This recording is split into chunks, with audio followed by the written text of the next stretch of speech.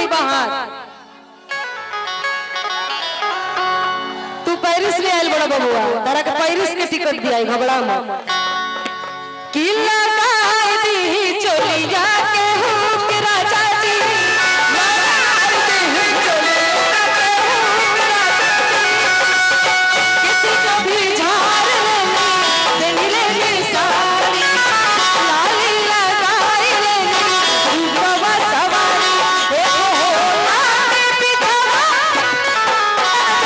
अच्छा हो लाली बिधवा सचूर राजा जी का कहते नहीं बैटरी डिस्टर्ब बा दूसरा वाला दो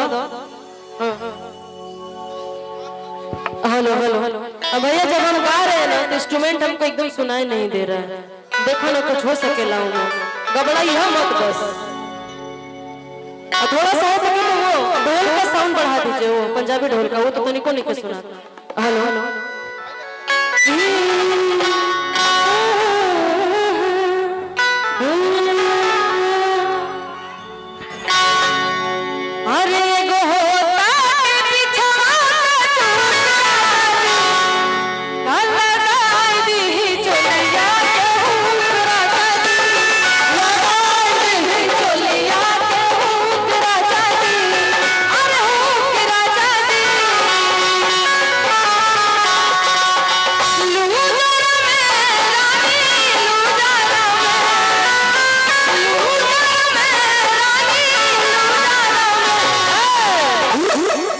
उधर से आइए ना आपको डांस करने आता है ना काहे गबड़ाई बड़ो अगोरी हो गबड़ा तो हम लोग देख के लेके डिस्टर्ब हो गए हरे लूजरा में रानी लूजरा में हरे लूजरा में रानी आइए आप आ जाइए इधर इधर मेरे तरफ मडो हेलिया रहा हेलिया है से छात पर रहा छात पर कुछ भी कहो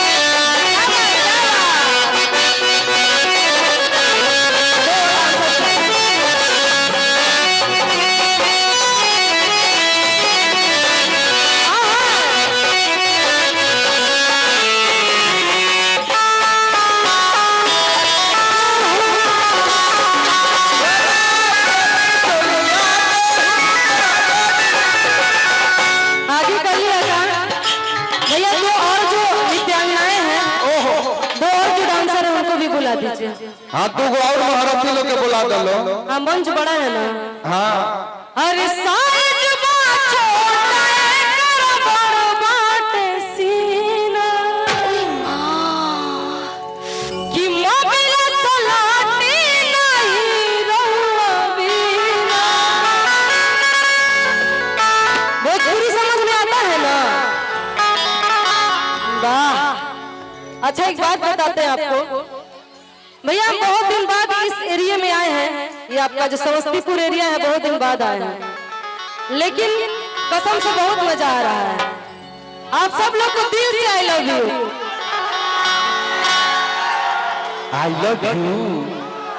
और लेजर लाइट वाले भाई रुको ना ढेर पेमेंट मिली ढेर बजेला से रह जा और लेजर लाइट वाले भैया आपके लिए एक ही बात कहना चाहेंगे कि अगर आपने दोबारा लेजर लाइट जलाया तो मैं ये समझूंगी कि आप सुबह शाम अपनी माँ और बहनों पे भी इसी प्रकार लेजर लाइट जलाते हैं अगर आप इसी प्रकार करते हैं तो आप कर सकते हैं कोई दिक्कत नहीं हर साइज छोटा कर बड़ा बात सीना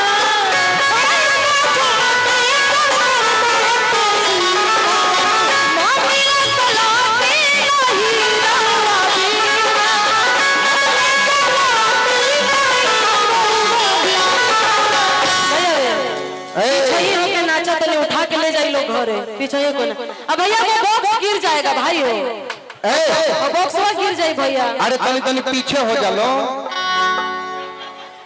थोड़ा थोड़ा सा पीछे हो जाइए बस, इतने समझदार लोग हैं आप लोग। बॉक्स गिर जाएगा तो भैया कार्यक्रम बंद हो जाएगा, इसलिए ऐसे धकला धकली मत करिए आप लोग।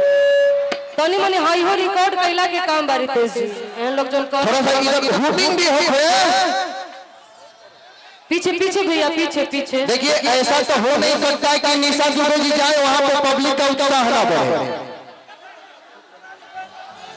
मैं जहां तक आज तक मैंने देखा है, यूट्यूब वाले भाई लोग है, मैं जहां भी जाता हूं और निशा दुबे जी साथ में होती है तो ऐसा लगता है कि बिहार का पूरा शेर, यूपी बिहार का शेर आप सबके सामने खड़ा है। देखिए भोजपुरी में मैं एक बात कहना चाहता हूं, भोजपुरी में जब जाना जाता है तो पावर स्टार पवन सिंह जी, और फीमेल में लड़कियों में जब जाना जाता है तो निशा दुबे जी को जाना जाता है। इनके लिए जोरदार सा ताली बजा दीजिए भैया। देखा हम कहा यूट्यूब वाले भाई लोग वाह, आजकल ढेर लोग आवता है यूट्यूब से हिट हो जाता है। आजकल बहुत सारे लोग आ रहे हैं यूट्यूब से हिट हो जाता है, बाकी एल्बम से कोई हिट होके गई है और फिल्मों पर्दे तक गई है तो वो आप सबकी निशा दुबे जी गई हुई है। देखा कि जोरदार ताली बजा दी और आई फिर गीत और संगीत के इस संगम में। देखिए भैया लड़ाई मत करे ठीक बा, और सही हमारा कार्यक्रम में का जना कहे फैटा फैटी हो जाता, हमारा के बदनाम कर देता लोग कि जहाँ जाते वहाँ लड़ाई करवा देते। ये तो जलवा है, फैटा फैटी मत करो लोग भैया, हमारा के बेदीन मत करो लोग तुम लोग। हमको देखते दिमाग घूम जाता है, तारा के दारू के बोतल लगता नहीं हो, तार दिमाग घूमी ताऊ लोग का हुई हो, तारा के दारू के बोतल लगता नहीं हो। नहीं ऐसा बात करते हैं आप लोग, बॉक्सवा में तनी हम कुछ सपोर्ट दे दें ताकि वो गिरे मत भैया। आइए हम लोग अपना किया जाए, आई कांटेक्ट बना रहना दीजिए, थोड़ा सा इधर हो जाए। अरे साइज का छोटा करो बड़ा बाटे सीना, आही दादा सब बुझाता गंगा के पानी से हिलोर मारत रहो। हम मिला सलाटी नहीं रहूं बिना, अरे दी हमारा के तना सुख राजा जी। कैसन मर्द है कि बेकार है, कुछ होता नहीं है आपसे। इमारत के नाम पे दर्द है। तारा के बताई हम कार्यक्रम खत्म होके तो तारा से का करवाइला तो घबरा हो, तनी इनकरा पे नजर रखो, तनी इनकरा पे नजर रखो। हाँ 4 बजे भोर में भेंट करी है, तारा से खेती करवाओ, तनी घबरा मत। आही दादा ये लोग मानी लोग ना।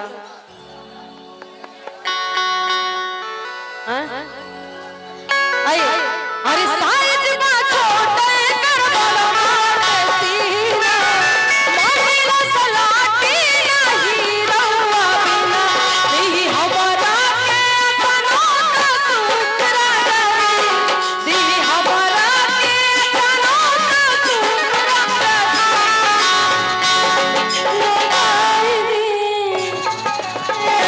लगैले बानी, लगैले नहीं का खोलले तो कबे करबो ना, बताइए तो लगाए हैं, कभी लगाए हैं? रुक जा, लगाए में 4-5 लोग, अच्छा खोले कितने लोग हैं? देखिए इसी से समझ में आ जाता है क्या स्थिति है आप लोगों का। तो चुप रहो कि दवाई लेबो हमारा, चुप रहो तनी कम बोलो। हाँ समझाओ इनकरा के, ज्यादा बोलने से की फायदा होता है? अल्लाह का दी चोलिया के हुक्रा चली, लगाते ही चोलिया के हुक्रा चली, चोली के पीछे क्या है, चोली के पीछे, चोली के नीचे क्या है,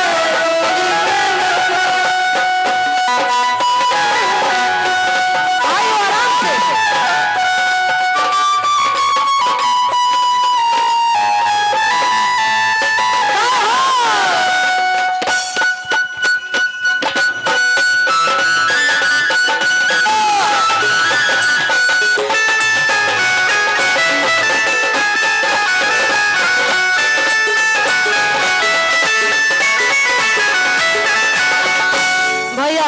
हट जाना इंस्ट्रूमेंटवा के सामने से, बैठ जाना, बैठक कहे नहीं खा, बैठ जाइए।